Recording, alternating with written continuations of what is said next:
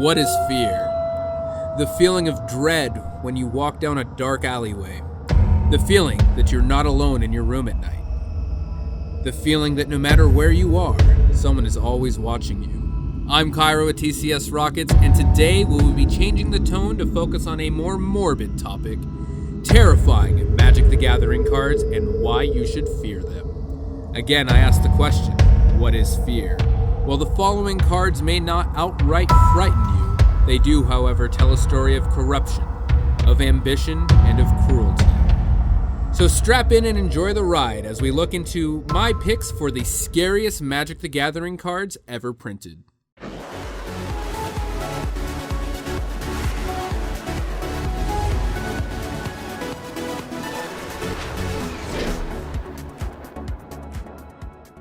First on our list is the never-ending story of AdNauseam.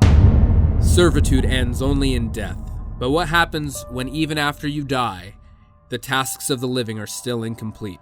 In the world of Magic, this means you will continue to work, even in the afterlife, given a task that will take an eternity to finish, and only being able to finally pass on once you are done. "I can rest when I'm dead," is jokingly said by those who call themselves workaholics. Sadly, that rest never came to the poor soul portrayed on AdNauseam. Nothing captures this feeling of hopelessness more perfectly than its flavor text. When the task spilled over into undeath, he stopped calling it his life's work. A perfect piece of macabre poetry. So I encourage all of you, take a break, because you might not have the choice once you're dead. Next, we have a tale of ambition gone awry, Briar. Necromancers are usually seen as evil mages, taking the dead and turning them into mindless thralls to do their bidding. Some use this magic to find a way to prolong their own lives and seek immortality. Elementals are ancient beings formed by the mana of the earth. The lifespan of an elemental is unknown, however, we know of one who sought immortality just like any other necromancer.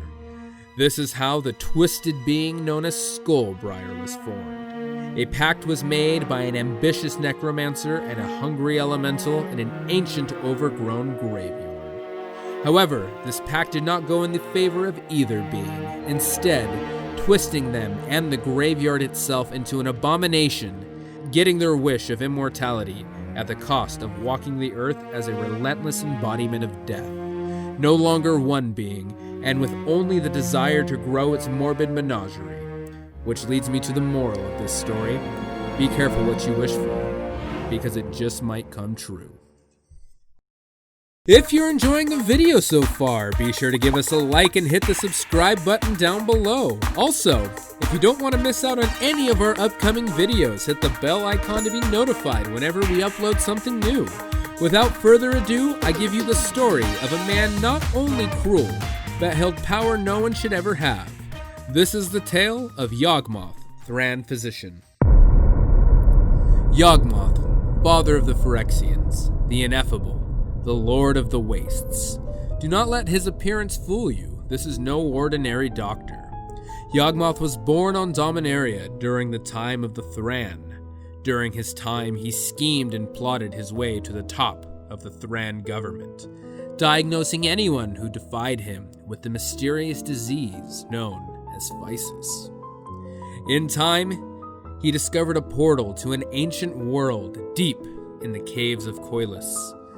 This world was home to warped machines and terrible horrors. This world was Phyrexia. Yogmoth did not see the Phyrexians as monstrosities. Rather, he saw a way to turn Thran into the perfect slaves. He began experimenting on both Phyrexians and the people of Thran, twisting them and changing them into murderous abominations and into minions. Phyrexians that appear as humans, whose goal is to harvest more of the people of Thran and soon, all of Dominaria.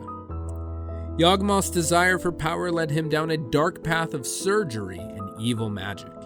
He created countless terrors, the most fearsome being Crick, who he deemed his son. Eventually, Urza, the protector of Dominaria, was forced to unleash a weapon of unimaginable power, the legacy weapon to kill Yogmoth. Yogmoth, now dead and laid to rest in Urborg, once his fortress, now a barren wasteland of pure evil, refused to let his evil cease, even in death. To this day, Urborg is filled with pure black magic that leaks out into the environment, still twisting and warping the landscape itself. Many people trusted Yogmoth and saw him as a healer, but instead were twisted into one of his experiments. So I warn you, be careful on your next trip to the doctor. You might never come back. Or even worse, you might leave with more than what you came in with.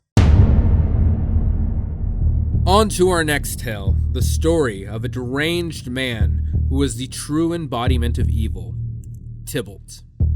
Cruelty, pain, torture, murder.